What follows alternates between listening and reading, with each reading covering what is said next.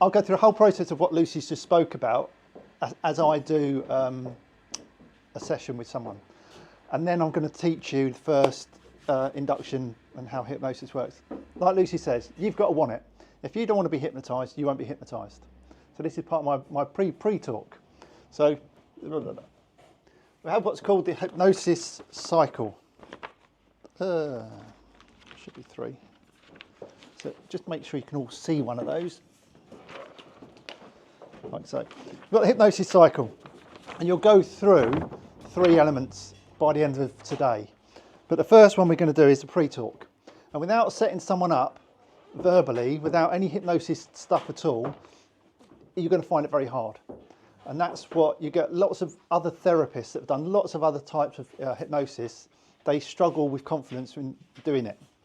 But if you've already spoken them into it before they get there, it's a piece of piss, basically.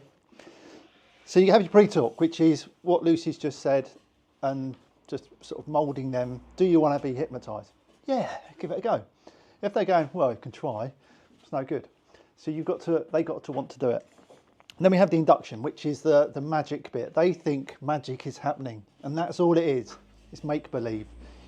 You can just say, close your eyes, big deep breath, and off you go, which is what I generally do when I go in and out of hypnosis. But you can do that from the beginning. But to make them think magic is happening, we've got a number of ways of doing that, which we'll learn anyway. Then you have a deepener, so they go deeper into hypnosis. Then you do suggestion change work to make them feel better, get over whatever they need to get over.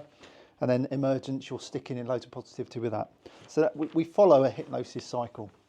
But once you've got past the induction, this can start chop and change. So it's not set in stone, but then the emergence come out feeling good and great. So that's the hypnosis cycle. Okay, so pre-talk. So you happy doing hypnosis? Yes. Excellent. You're in a safe space. It's just like a daydream. If you've watched the telly and you're so engrossed on the telly, someone walks in the room, they could be talking to you. You sort of half know they're there, but the telly's more important. And that's your focus is on the telly. Likewise in an office, if it's up on a computer, I generally just ignore the wife, but and then she'll shout or do something, and then you've got to shift your focus. Men are generally in hypnosis all the time. Generally, yeah. Perfect. In their 14-year-old world, yes. So that's all it is. And if anything happens, you'll just wake up. If I said to you, reach into your pocket now, give me your wallet, give me all your money, you're like, no, you don't. I'm not doing that. Mm-hmm. So you cannot make someone do what they don't want to do. When you do the stage stuff, like Lucy said, they're the ones that would have got pissed anyway and done something stupid later in the night, and we're just bringing that out to the fore. But this isn't the stage stuff. This is, we're just going into a place and then getting to do some change work. That will come later. So you're perfectly safe, perfectly fine. Nothing's going to happen. These people are just going to watch you. We're not going to do anything embarrassing. You're just going to go into hypnosis, a bit of positivity, and jump out of it again. So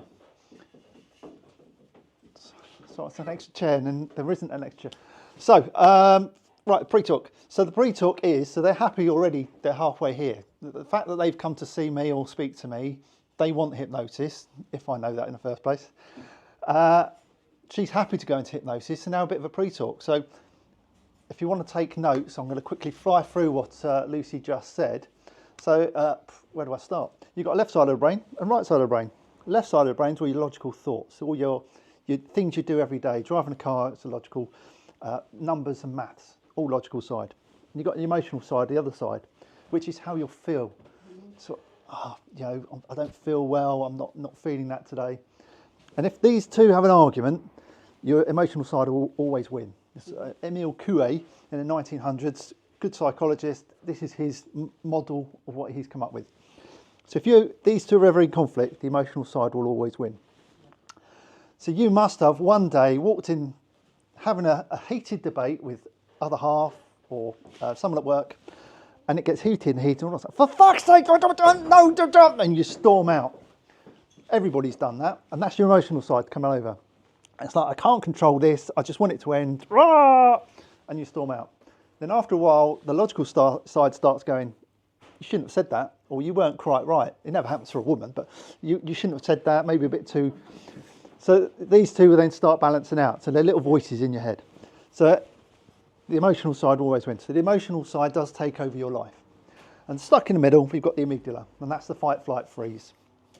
So this is constantly going like this. Is it going to hurt me? Is it going to kill me? If I was a caveman and I walk down to the river every day, I go down to the river and I just get some water for the village. And there's all slips, trips, hazards, all the other things. And this is going like this all the time. Is it going to hurt me? Is it going to kill me? No. Is it going to hurt me? Is it going to kill me? No. All of a sudden, I see big tiger the other side of the river. And this is going to go, that's going to hurt me. That could kill me. And when this is open, this is chucking all the adrenaline, all the cortisol, all them things of the fight, flight, or freeze are going to make me do something. And while it's open, it's pumping it all out. So I've seen that tiger. Oh my God. I can either fight it, bring it on, punch it on the nose, big strong man, run the fastest 100 metres I've ever run before, or just freeze and hope that it goes away. So ducks do that. My dog came out of the woods once, never done it before. I've had the dog for 4 years, come out of the woods, duck, cartoonly draped over its mouth like that. Hello, Dad. It's like, oh. And I went, leave, and he left it. I went, go on, get on, and he ran away. And I've turned around, the duck had gone. But they do that freeze, so they just go all limp dead. And I think the dog had jumped into where the duck was. The dog's gone, oh, and pretend to be dead. My dog's brought it back to me. It's like, oh, this is bizarre. So that all mammals will have this fight, flight, or freeze. So I've seen the tiger, I'm like this, I'm pumped full of adrenaline and stuff. I run back to the village. As I'm running back, I realise the tiger isn't following me, so it slowly pumps down. I get into the village, and I was like, oh, you should have seen this. Every time I mention tiger, every time I say, a tiger, but it comes back down. Yeah. And in caveman times, this would be like, oh, right, yeah, I am safe now, I'm back in the village, and it will go back to fight, flight, freeze. In modern world times, though, we don't get back to this. You go into the office and your boss is like, you're late. Yeah, but there was a tiger down there. Yeah, and then there's sort of demands of work and this isn't quite closing. So while it's not closing, the adrenaline and cortisol is leaking out. So that's when you start getting twitchy tension. And I say it to everybody, my daughter had really severe anxiety through school. And she'd be like really full on panic attacks. But you'd know the night before, her eyes would dilate. She'd start getting twitchy, twisting her legs and stuff. And this would be stuck open, and because of that it's leaking this adrenaline, and the next morning it'll be like that, and then she'd be a full-on panic attack, and her and her mum would have all sorts of arguments. It's right pain. But we want it to go back down to here. Okay, this is what we want. So with hypnosis, what this does is pulls out these things that have trapped in you for a time, traffic accidents, problems with the family, sort of all welfare stuff. We can take these things out, and we want it to get back down to this. It's like that. So we're just stopping that adrenaline pumping out. So that's that side of things. With me so far? Excellent stuff. And we're all made of energy. So the energy flows through us. And we've just done that energy stick thing. So I go from we are made from the planets. Before the Big Bang, there was nothing. Absolutely nothing. Then the Big Bang, big rocks went across the universe. Where are we going with this? You're thinking, what's he on about? Then billions of years later, there were planets and they start going around the sun. And billions of years later, something crawled out of the sea, and that was life. But where did that come from? There was nothing before that. So there's some sort of energy from this Big Bang. And then another billions of years later, humans evolved, and these amazing things that we are. So how awesome is that? And energy is the life. And if you've ever seen a dead animal or a dead person, it is lifeless. And no scientist can say what that spark of life is. It is that thing that makes us alive. You can have a body there being resuscitated, and you just know that something's missing, and that is the life, the energy. So we are energy. So that energy is proved through Peppa Pig. I'm going to get my one out later. She sings "Ring Ring Roses," far better than yours. Yeah. So energy does flow through us, and I believe that once the energy leaves, it goes somewhere else, and it'll be another thing, no matter what. So we have energy flowing through us. That's it. Okay, past, present, and future. Past is depression. Forgot the word. The future is your anxiety, and the present, the only reality that's not changed is now. So if you think of the past, that has happened. So you have emotional ties to that, and your brain will work. If it's a bad incident, for your safety, your brain will taint it a bit worse than what it is. So that tiger, you should have seen its teeth, it was down here. And it's like, muscles out here. And I punched it on the nose and I ran. So, yeah, probably. But for your safety, your brain's putting that on. Remember that tiger, it was huge. And if you have a robbery victim and someone held a knife to you, because your focus is on the most dangerous thing, the knife is always bigger. The gun is always bigger because that's your perception of danger, and your brain will change that. So you ask a robbery victim the day after, oh, it's a huge knife. It's like a machete. It could have just been a small one, but their perception and their memory is putting safety barriers around it. Remember that big knife, you've got to... So it's and likewise, the future, that hasn't happened yet. So you could be woke up in the morning. I put you to a nice place. You woke up in the morning and you've got, yeah, I've got to go through the day, and I've got to get kids to swimming, then I've got to make dinner, and I've got to sharpen, and I've got to see some friends, and it's just a constant drain on your life. But if I came round at 2 o'clock in the afternoon and said, right, come on, take it to the harvester tonight, be like, woo! Nobody ever, she's the only one that's ever reacted to the harvester. She's a bloody harvester. But I just changed your future. So all of a sudden you're not making dinner. All of a sudden you don't have to wash up. And it's like, oh, I'm going out and see some different people. So you're worried all day about the end of the day, but in reality, it hasn't happened and it can change. Just like that.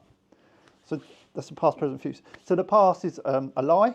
The future hasn't happened yet and you're lying about it in your head. So the only reality is now. So this is me now, untainted, unedited by your brain. Aren't I awesome? Aren't I great? So you've got to appreciate the now rather than worry about either way. Does that make sense? Excellent stuff. You ready for hypnosis? Yeah. Super job. Long time to get it. So that's the pre-talk. So I've talked about all the dimensions of how your sort of brain works. And then, especially for me, I work with a lot of police colleagues. They all buy into that because the fight, flight, freeze is something we learn a lot about for officer safety and you know, dealing with people on the street. So that it's like a real big buy-in. So that pre-talk is like, I can relate to that, I'm in with that. So they're already with me. And then, are you ready for hypnosis? Yeah, let's do this. Yeah. Right, okay. Hypnosis is a state of focus. Nothing more, nothing less, okay? I want you to rub your hands together for me. Get a bit of energy in there. All I'm going to ask you to do in a moment, okay? So all hypnosis is anticipation. In a moment, I'm going to ask you to put your fingers together like so, interlock fingers, hold them just about that far apart, and just hold them slightly above your eye line, okay? So we're just going to go through that quickly. So rub your hands together, like that, hold your fingers apart, hold them slightly above the height, that's it, and just focus on this gap in the middle as they pull together. And just imagine that hypnosis pulling them together. So right, we're going to do that in a minute. You happy with that? Yeah. Excellent stuff. So she's already compliant with me. So we're looking for compliance. And the more compliant they are, so sometimes you say, in a moment I'm going to ask you to do this, and they're copying you straight away. It's like, you're in, I've got you. So this bit is an act on me and just a bit of belief for her, okay? It's just a game. And the more confidence I've got that it's going to happen, it will happen. Because she believes me. And if I believe me, she believes me, we're all in, quid's in, yeah? So right, you ready for this? Yeah. You'll rub your hands together. Interlock your fingers like so. Pull your fingers apart, that's it. Just pull your fingers slightly apart. I want you to stare at that gap. Just keep focusing on that gap in the middle. And just keep focusing on that gap. And you'll feel the magic of hypnosis, pulling them fingertips together. And as they come together, just feel the power of hypnosis swirling around your body. That's it, just keep focusing on your fingers as they come together. Just keep focusing there. Just allow the hypnosis to pull them fingers together. And as it pulls them together, just allow the hypnosis to swirl around and around the body. That's it, just keep focusing there. Keep focusing on that gap. And the hypnosis will pull together.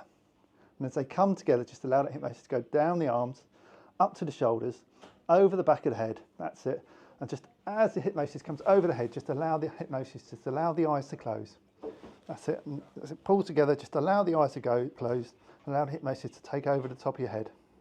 That's it. Just allow that hypnosis to swirl around the body, up your spine, over the top of your head. And just allow the hypnosis now to close your eyes. That's it. Just very gently lower your hands down. As they go down, just going deeper and deeper and deeper into hypnosis. That's it. Just allow your hands to go down and relax as you go deeper and deeper and deeper into hypnosis. That's good. And just allow yourself to go deep into it. Just enjoy that hypnosis going around you. Just imagine that hypnosis now going from your bum all the way up the spine, over the back of your head, over the front of your head, and just gently a hypnosis blanket laying across your body as you go deeper, deeper into hypnosis.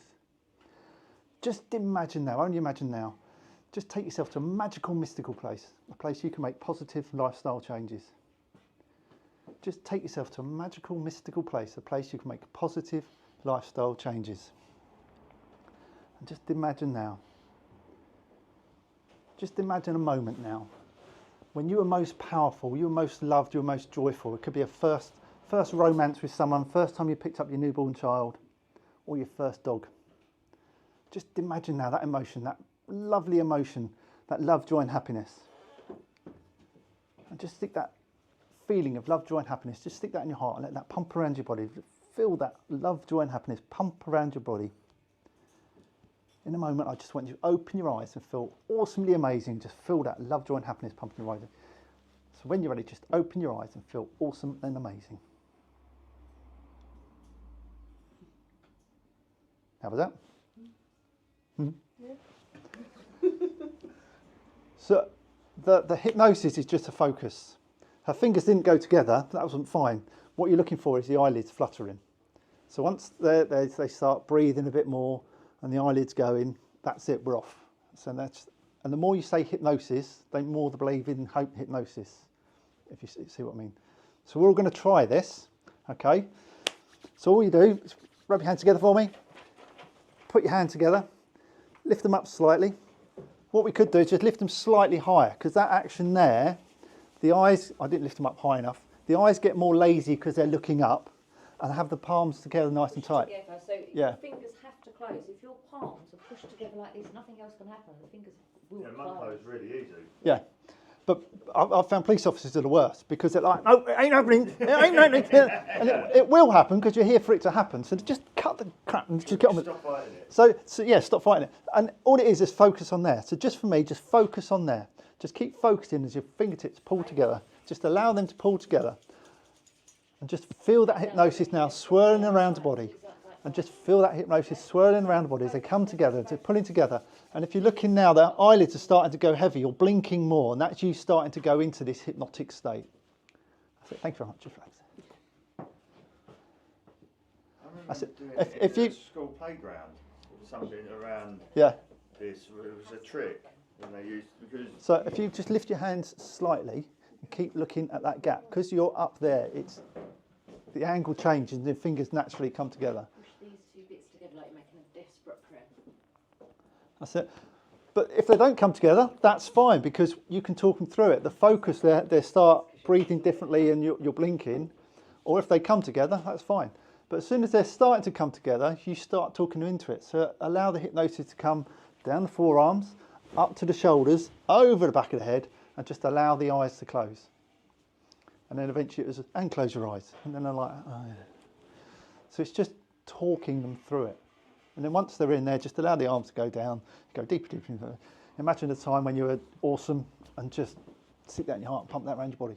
We'll go into that sort of stuff later, but what we're doing now is just getting each other into it. Do you think you can do that?